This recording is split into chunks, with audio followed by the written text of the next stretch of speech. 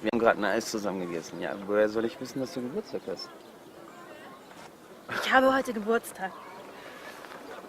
Okay. Herzlichen Glückwunsch.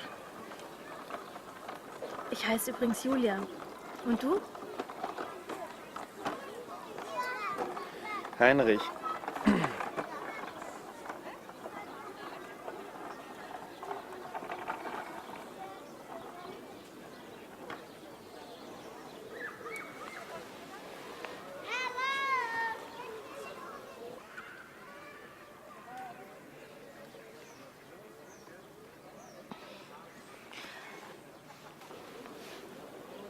Kommst du mit?